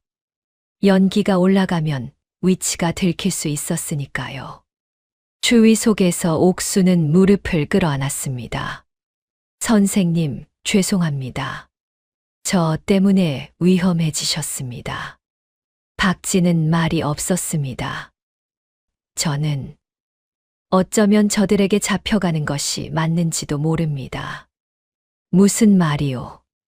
제가 거기 있는 한 선생님은 계속 위험에 처할 것입니다. 저 하나 때문에 선생님이 박진이 낮고 단호하게 말했습니다. 당신이 이 산에 온 뒤로 나는 20년 만에 처음으로 제대로 된 동료가 생겼소. 20년 동안 혼자서 이 일을 해왔소. 그게 당연한 것인 줄 알았소. 그런데 아니었소. 박진은 잠시 말을 멈추었습니다. 함께 일을 하는 것, 함께 사람을 살리는 것, 그것이 얼마나 다른 것인지 이제야 알겠소. 그걸 이렇게 빼앗길 수는 없소. 옥수는 눈물이 차오르는 것을 느꼈습니다. 선생님, 그리고 한 가지 더. 박진은 오랫동안 말을 멈췄다가 이었습니다. 저 최 씨 마님의 남편이 최참판이라 했지요. 남원 최 씨 가문이고 자가 인재라는 분. 예, 맞습니다. 박진의 표정이 굳어졌습니다. 그 분이 지금 남원에 계시오? 예. 왜요, 선생님? 그 분을 내가 안소. 옥순이 숨을 들이켰습니다. 아십니까? 20년 전 내가 한양에서 잘못 처방을 내려 죽인 환자가 있었소. 그 환자의 이름이 최인재의 아우였소. 오두막 안이 조용해졌습니다. 바람 소리만 들렸습니다. 그 일로 내가 한양을 떠났소. 그때 최인재 어른이 나를 용서한다고 하셨소. 하지만 나는 받아들일 수가 없었소. 그래서 도망쳤소. 선생님, 지금도 그분이 살아 계신다면, 아니, 그것은 나중에 생각할 일이요. 박진은 눈을 감았습니다. 그 밤 두 사람은 차가운 오두막에서 나란히 앉아 아침을 기다렸습니다. 다음 날 아침이었습니다. 사내들은 이미 마을을 거쳐 최참판 댁으로 돌아간 것이 분명했습니다. 두 사람은 원래 오두막으로 돌아왔습니다. 그러나 사흘 뒤 더 큰 소식이 들려왔습니다. 마을 아랫사람이 숨을 헐떡이며 산을 올라왔습니다. 어르신, 큰일 났습니다. 최참판 댁에서 관아에 고발을 넣었습니다. 무슨 고발이요? 마을 사람의 얼굴이 백지처럼 되었습니다. 쫓겨난 며느리가 집에 불을 놓으려 했다는 죄목으로. 그리고 약초꾼 어르신이 그 여자를 숨겨두고 있다는 것도 고발했습니다. 박진의 눈이 가늘어졌습니다. 관아에서 사람이 올라오고 있습니다. 빨리 피하셔야 합니다. 옥수는 몸이 굳었습니다. 제가 집에 불을 놓으려 했다고요? 예. 증인도 3명이나 있답니다. 죄다 최참판 댁 하인들이지만 눈앞이 캄캄해졌습니다. 누명이었습니다. 완전한 누명이었습니다. 그리고 그 누명은 옥순 혼자가 아니라 박진까지 끌어들이고 있었습니다. 선생님, 저는 도망가겠습니다. 선생님은 여기 계십시오. 저 때문에 모든 것을 잃으시면 안 됩니다. 조용히 하시오. 박진이 단호하게 말했습니다. 당신 혼자 내보낼 수 없소. 하지만 내게 계획이 있소. 박진의 눈빛이 달라져 있었습니다. 무언가를 결심한 눈빛이었습니다. 20년 동안 산속에 숨어 살던 사람의 눈빛이 아니었습니다. 이제 세상으로 나갈 사람의 눈빛이었습니다. 그러나 시간이 없었습니다. 그날 오후였습니다. 관아 포졸 5이 산을 올라왔습니다. 박진과 옥수는 도망칠 틈이 없었습니다. 포졸들이 2 사람을 에워쌌습니다. 약초꾼 박진이요. 그리고 최참판댁 쫓겨난 며느리 옥순이요. 박진이 말했습니다. 내가 박진이요. 하지만 이분은 방화범이 아니요. 그건 관아에서 따질 일이고 일단 2분 다 내려가셔야겠소. 옥수는 저항하지 않았습니다. 포졸들에게 끌려 산을 내려갔습니다. 산을 내려가는 길에 마을 사람들이 멀리서 바라보고 있었습니다. 모두 걱정스러운 눈빛이었습니다. 아이를 살린 아낙, 할머니의 아들, 허리 아픈 농부, 아이의 아버지, 그들이 2 사람을 바라보고 있었습니다. 남원관아, 돌 냄새가 나는 어두운 곳이었습니다. 옥수는 방에 갇혔습니다. 박진은 다른 방에 갇혔습니다. 홀로 돌방에 앉아있는 옥순. 차가운 벽, 차가운 바닥, 차가운 공기, 모든 것이 무너지는 것 같았습니다. 1년 동안 쌓은 것들, 약초의 지식, 사람들의 신뢰, 박진 선생과의 인연, 죄다 한순간에. 방화죄는 귀양이 아니면 옥살이요. 포졸 하나가 지나가며 내뱉었습니다. 옥수는 벽에 등을 기댔습니다. 눈물이 났습니다. 이것으로 끝인가 싶었습니다. 그때 복돌의 목소리가 떠올랐습니다. 아씨, 반드시 살아서 돌아오십시오. 그리고 최참판 어른의 말씀. 사람의 가치는 태어남이 아니라 살아감에 있느니라. 눈물이 흘렀습니다. 그러나 손은 주먹을 쥐고 있었습니다. 이틀이 지났습니다. 아무도 찾아오지 않았습니다. 옥수는 돌방 안에서 생각했습니다. 싸워야 한다. 체념하면 안 된다. 그런데 무엇으로 싸운단 말인가? 증거가 없었습니다. 증인도 없었습니다. 권력도 없었습니다. 이 고발을 집어넣은 것은 최 씨 마님이었습니다. 최 씨 가문은 남원에서 3대째 이어온 명문이었습니다. 반면 자신은 쫓겨난 며느리. 싸울 방법이 없었습니다. 3일째 되던 날이었습니다. 방문 밖에서 소리가 들렸습니다. 박진이라는 자를 아시겠습니까? 원님의 목소리였습니다. 아는 것 같기도 하오.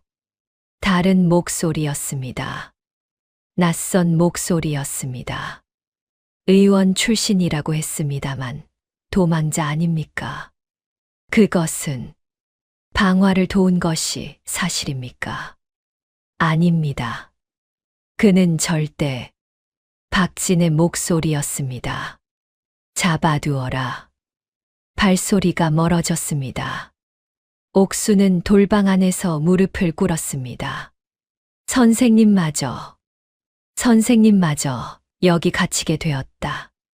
그때 방문 밖에서 아주 작은 소리가 들렸습니다.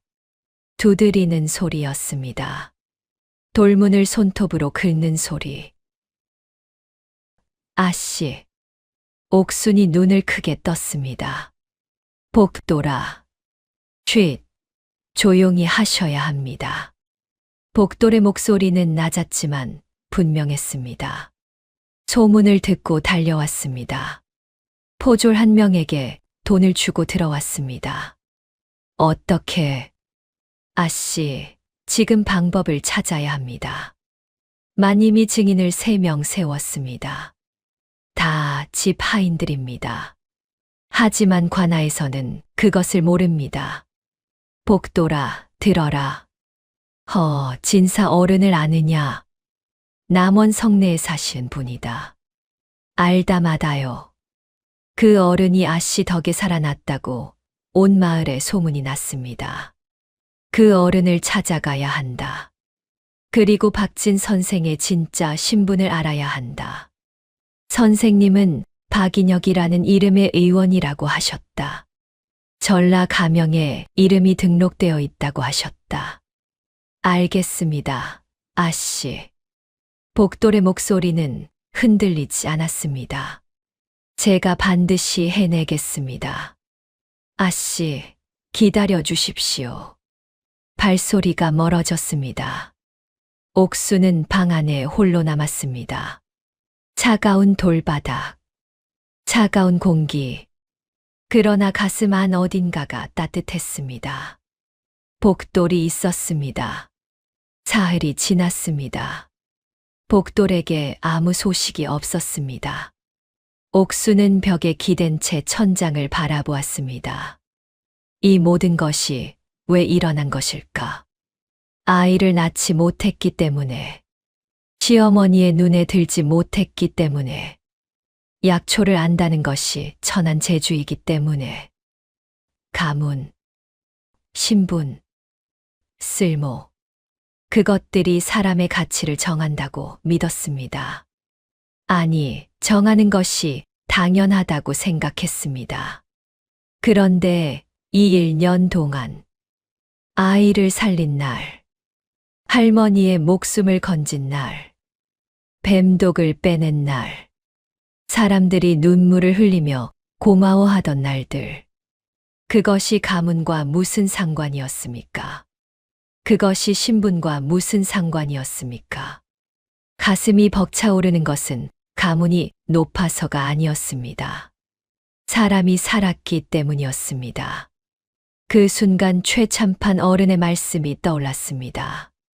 사람의 가치는 태어남이 아니라 살아감에 있느니라.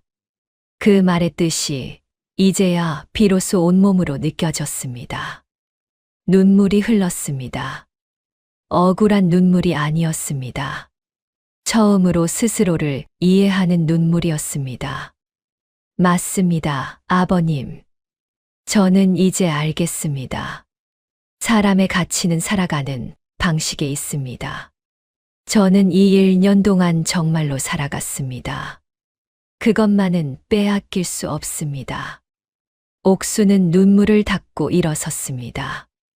꼿꼿하게, 체념이 아니었습니다. 두려움이 아니었습니다. 싸우겠다는, 살아남겠다는 결심이었습니다. 그날 밤 늦게 복돌이 다시 왔습니다. 아씨, 왔구나, 복돌아. 진사 어른을 만났습니다. 어른이 아씨 이야기를 듣고 곧장 일어나셨습니다. 그리고 복돌이 잠시 숨을 고르고 말했습니다. 최참판 어른이 오신답니다. 시아버님이? 예.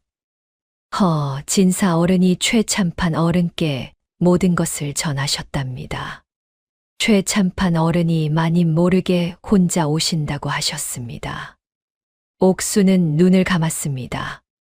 시아버지, 그 어른이 오신다. 그리고 박진 선생님의 신분도 확인했습니다. 전라 감영의관청에 박인혁이라는 이름이 등록되어 있었습니다.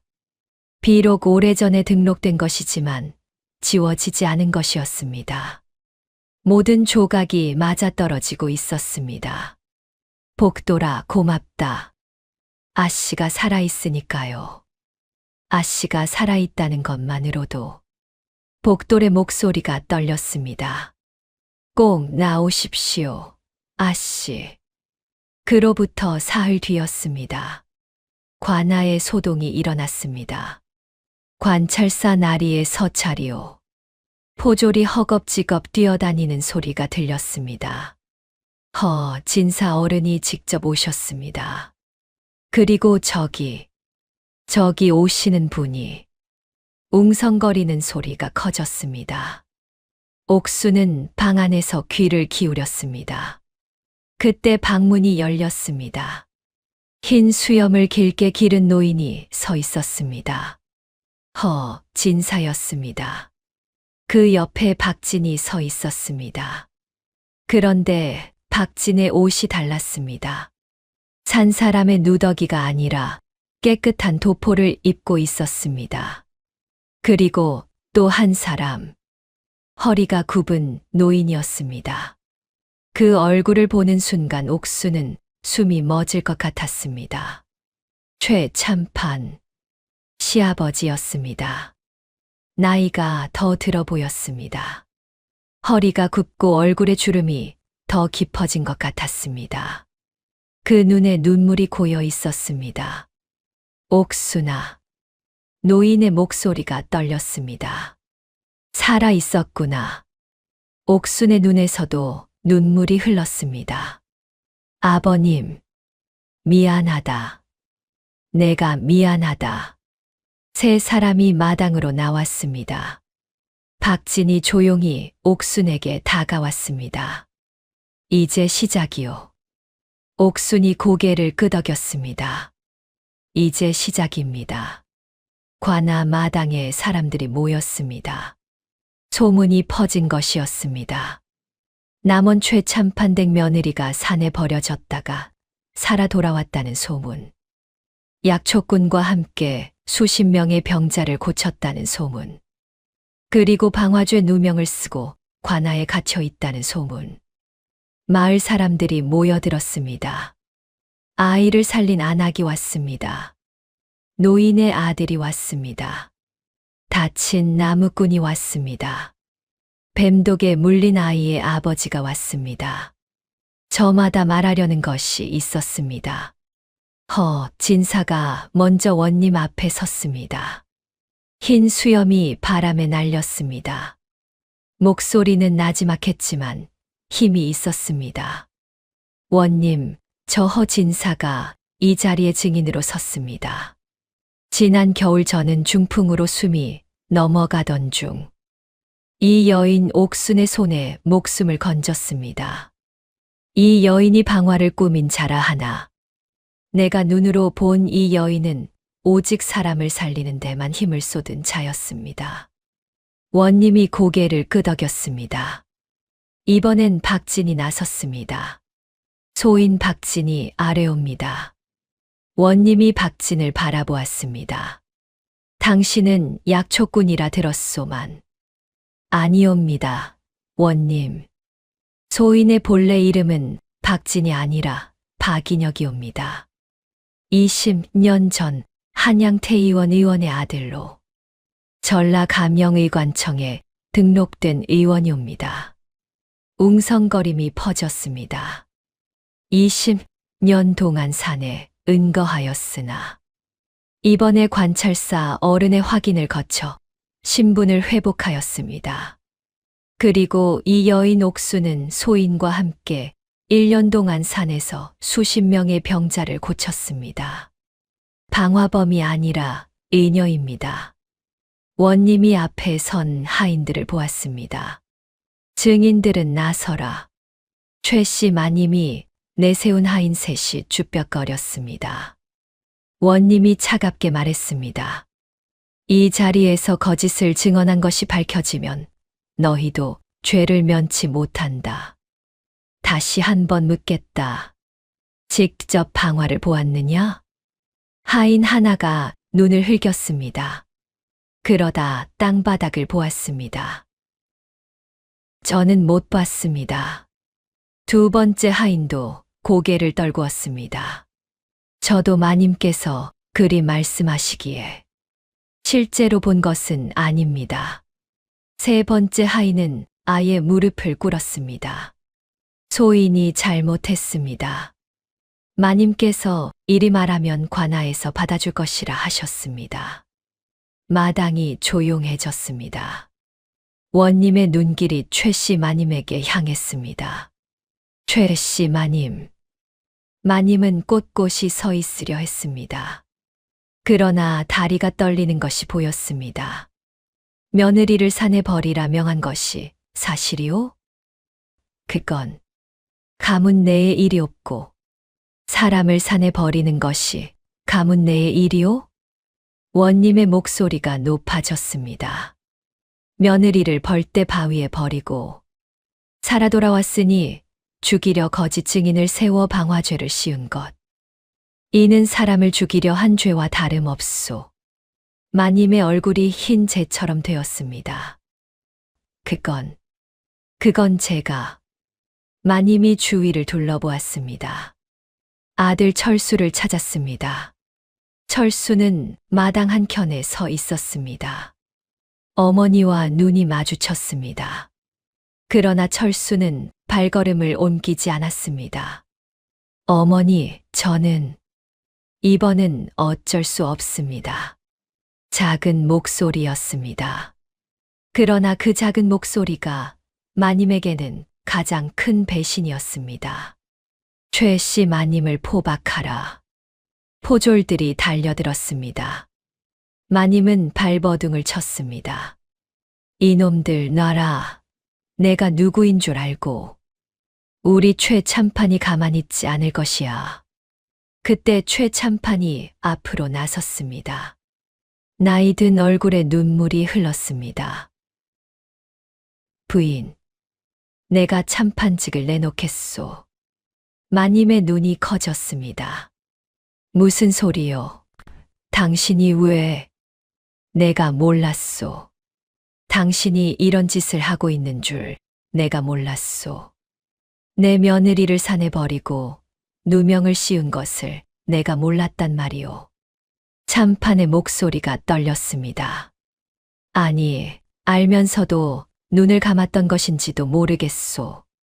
부인을 막지 않은 것은 나의 죄이기도 하오. 나는 이미 늦었소. 하지만 이제라도 바로잡아야겠소. 마님은 무릎이 꺾였습니다. 당신마저. 포졸들이 마님의 팔을 잡았습니다.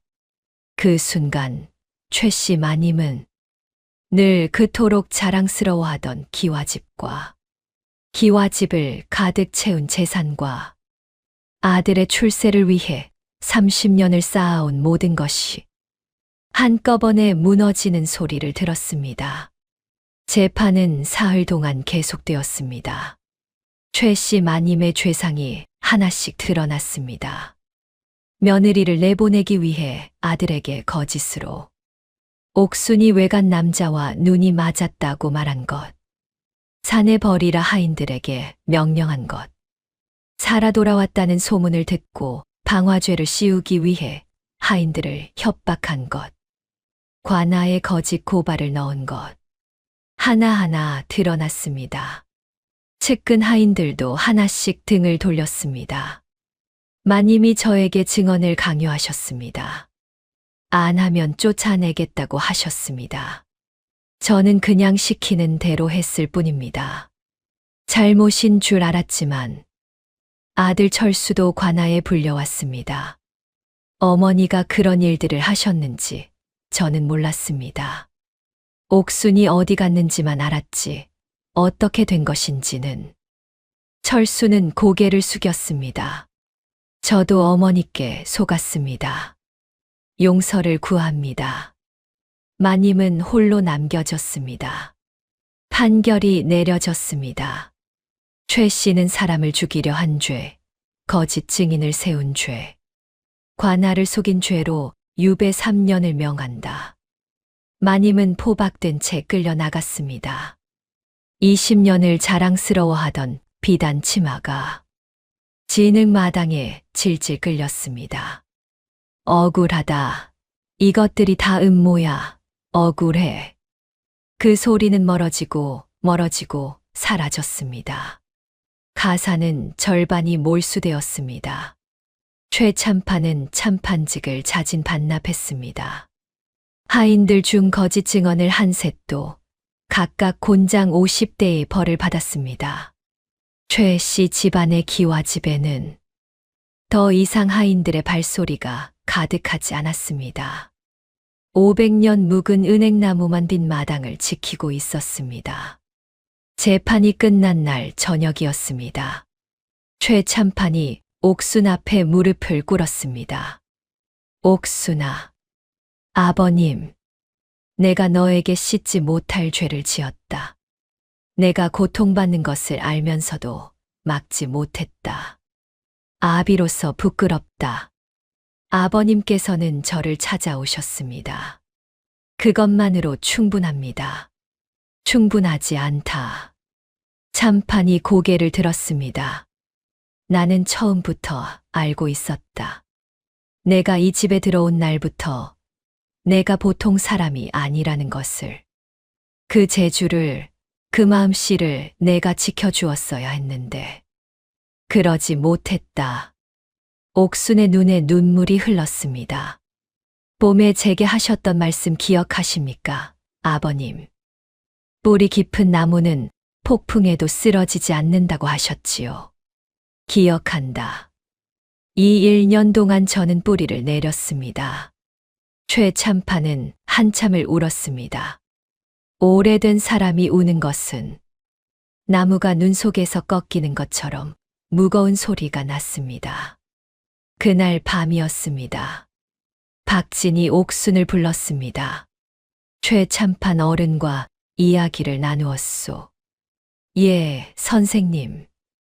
어른이 나를 용서해 주셨소. 박진의 목소리가 잠시 흔들렸습니다. 20년 전 그 일을. 어른이 그때도 이미 용서하셨다고 하셨소. 내가 도망을 쳐서 그 말을 듣지 못한 것이라고. 선생님, 20년 동안 나는 도망치고 있었던 것이요. 용서를 받아들이기가 두려워서. 박진은 눈을 감았습니다. 이제야 내려놓을 수 있을 것 같소. 옥수는 그 말이 얼마나 무거운 것인지 알았습니다. 20년의 무게였습니다. 박진이 옥순을 바라보았습니다. 이제 어쩌실 것이오? 옥수는 잠시 생각했습니다. 선생님을 따라다니며 더 배우고 싶습니다. 그리고 언젠가는 이 남원 땅에 약방 하나를 열고 싶습니다. 돈이 없어 약을 못 쓰는 사람들을 위한 약방을요. 어릴 때 진주에서 외할머니를 따라다니면서 보았습니다.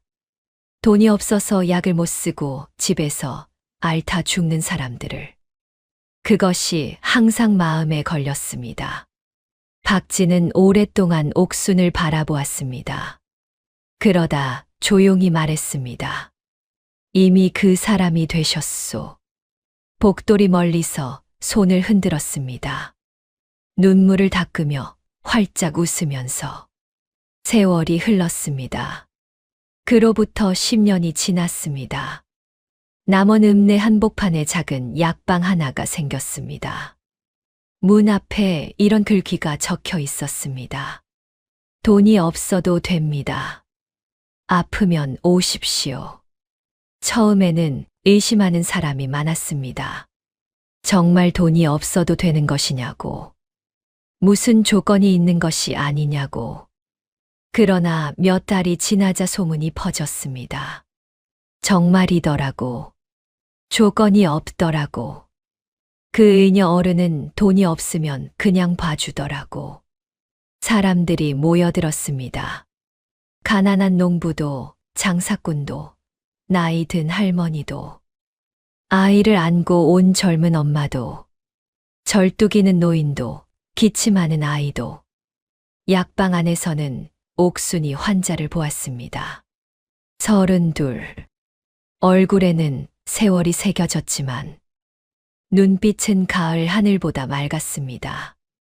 어르신, 어디가 불편하십니까? 허리가 아프고 다리가 저립니다.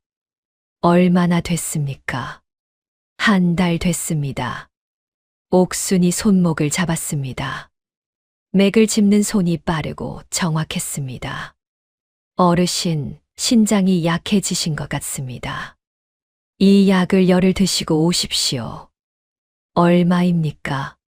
괜찮습니다. 그래도 괜찮다고 했습니다.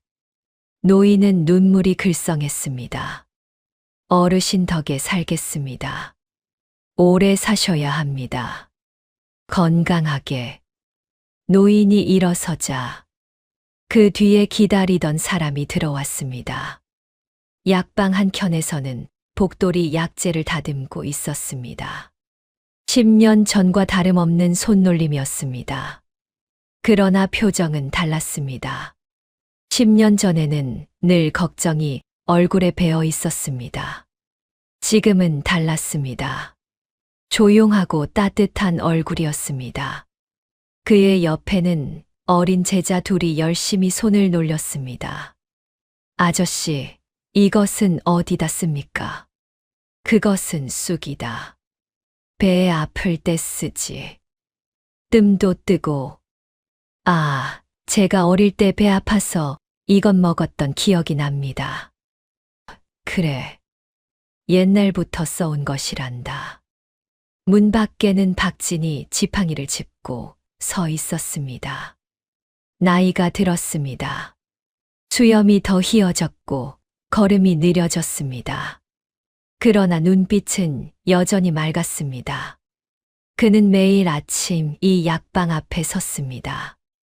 더는 누더기가 아니었습니다. 깨끗한 도포를 걸쳤습니다.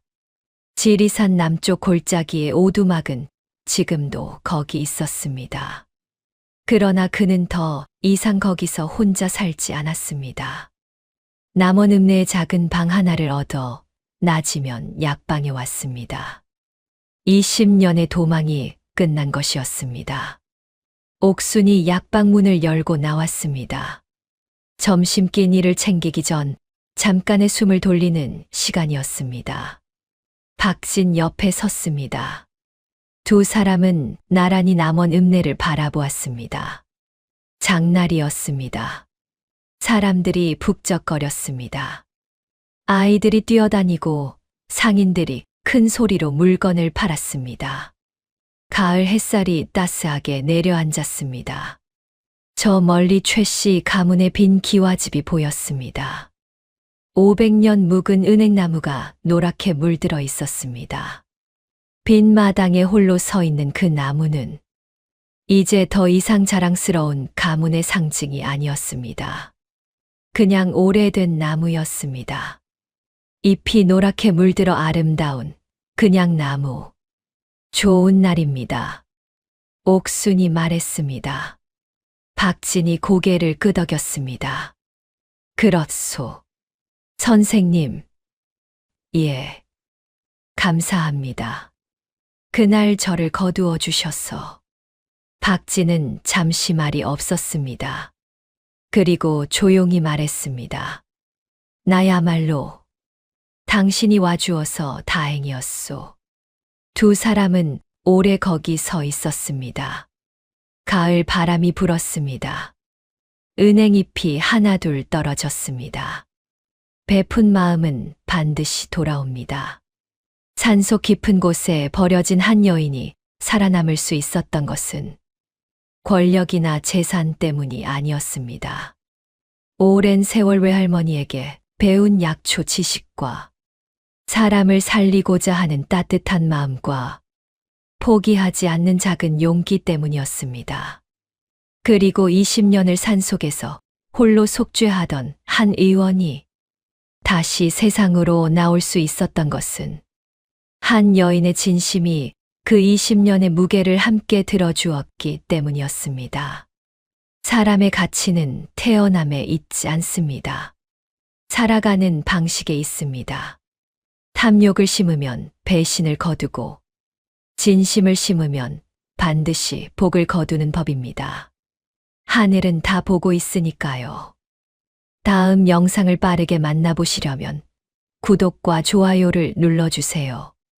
별이 아담의 더 재미있는 영상들도 함께 해주세요. 지금 어디에서 듣고 계신지 댓글로 남겨주시면 계시는 곳에 행복을 가득 보내드리겠습니다. 감사합니다.